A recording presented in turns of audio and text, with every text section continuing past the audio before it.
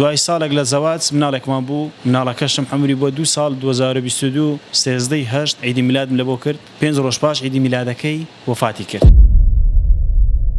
18 ڕۆژ پاش ئەوە خێزانم لە دووری کوڕەکەم بەسجیدا، ئەویش مرد.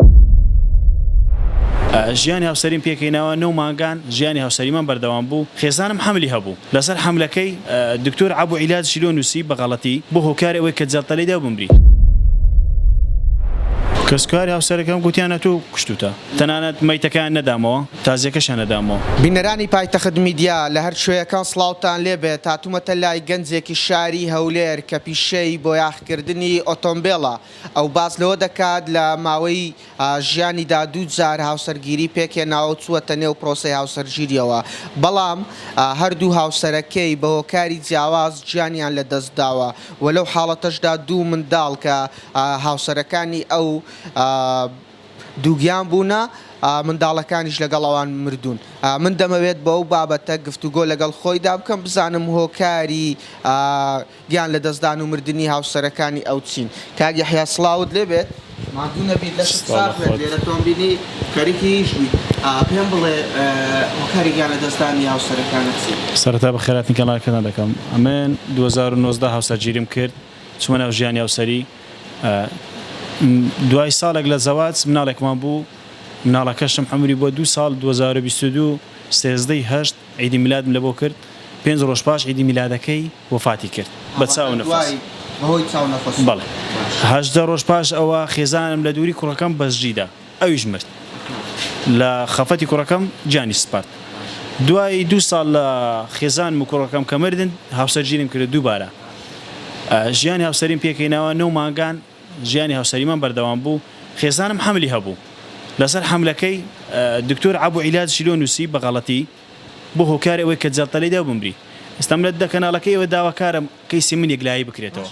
تۆ پێم بڵێ پزیشکەکە هۆکاری مردنی هاوسەری دووەم و کوڕەکەت؟ بەڵێ دادگا ئەوەی کردووە، دەڵێ ئەو عەبوو عیلاجەی تۆ بوویتە هۆکاری ئەوەی کە خێزانت جەڵتەلەیدا. عەبوو عیلاجەکەش دکتۆر بۆی داناوە، خۆم دکتۆر نیمە. دادگا چیتان پێ دەڵێت؟ دادگا هێشتا کەیسەکەم یەکلایی نەکردەوەتەوە. تۆ سکاڵا تۆمار کردووە؟ سکاڵا لە هەولێر ناتوانم سکاڵا تۆمار بکەم لە بۆی کەیسەکەمی لە شەقڵاوەیە، دەمەوێت لە دادگای شەقڵاوە یەکلایی بکرێتەوە. بەڵێ. باش، کاتێک کە هاوسەری دووەمت مرد گیانی لە دەستدا، کە سوکاری هاوسەرەکەت چیان؟ کەسکاری هاوسەرەکەم گوتیانە تۆ کوشتوتە. تۆ کوشتوت؟ بەڵێ. ئەمن گوتم با توبعادلی بڕیار بدە، ئایا من کوشتومە یان بە مردنی خۆی مردووە. توبعادلیمان کرد کە دەرچوو نەتیجەکە هیچ پەیوەندیی بە منەوە نەبوو، جەڵتەلەیدا بوو. ئەو عەبوو عیلاجش بوویتە هۆکاریەوەی کە جەڵتەلەیدا. ئای دواتر چۆن لەگەڵ ماڵە خەزوورانی؟ ماڵە خەزوورانم هیچ پەیوەندێکمان پێکەوە نەمایەوە، تەنانەت مەیتەکان نەدامەوە، تازیەکەشیان نەدامەوە، بە خۆیان تازیان دانا و مەیتەکەشیان بردەوە گۆڕستانی خۆیان. چەند ڕۆژێک دەبێت چەند ڤیدیۆیەکی تۆ لە تۆڕە کۆمەڵایەتیەکان بڵاو کراوەتەوە، زۆر جار ڕەخنەشت دەچێت دەڵێن سەرخۆرە یاخود چەند بابەتێکی لەو شێوە کۆمەڵێک راپۆرتی میدیایشت لەسەر. بەڵێ، ئەو قسانەی کە لە تۆڕە کۆمەڵایەتیەکان بڵاو دەکرێتەوە یعنی زیاتر قسەی خەڵکە. ئێستا خەڵک وا دەڵێت هەر کەسێک لە کچی خۆی بێزارە بابی داتێ. ئەو شتانە دوورە لە ڕاستی. ئەمن قەزا و قەدەر بووە، شتەکان بەدەستی من نەبووە، خوا منیوە بەسەر کردوێتەوە بەو کارە ساتانە. ئەمن هیچ ئینسانێک حەزی لێ نییە ماڵی تێک بچێ. ئێستا و کۆمنتانە زۆر کۆمنتی نەشیاوم لۆ هاتیە، قسەی نەشیاو هاتیە، ڕەخنەکی زۆرم لۆ هاتیە. بابە من هیچ پەیوەندێکم بۆ مۆزوعیوە نییە. ئێستا دەدەن منە بچێ دەخواست هەر ئافرەتێک کێش لەوانەیە ماڵی بابی ئافرەتەکەی بڵێن تۆ سەرخۆرەی، ئافرەت نەدەنێ. کاک یەحیا بەنیازنی دووبارە دەبێت بە سێبارەتەوەن بڕۆیتە نێو پرۆسەی هاوسەرگیریەوە. بەخوای جارە هیچ بڕیارێکیوەم نەداوە، لەبەرەوەی قسەی خەڵک زۆر بینیداری کردم، زۆر یعنی قسە کۆمنتێکی قسەی زۆر ناو خەڵک بڵاو بوویتەوە، یعنی قسەی زۆر نەشیاو کراوە، زۆر ناخۆش. لە هاوسەری یەکەمت کە دوای 2 ساڵ کوڕەکەت گیانی لە دەستدا و دواترش خێزانەکەت بەهۆی خەمی کوڕەکەیەوە گیانی لە دەستدا، ئەو کات کە سوکاری ماڵە خەزوورانی یەکەمت چیان پێ بوو؟ هیچ کێشەشیان نەبوو. ئێستاش سەردانی ماڵە خەزوورانی یەکەم دەکەم.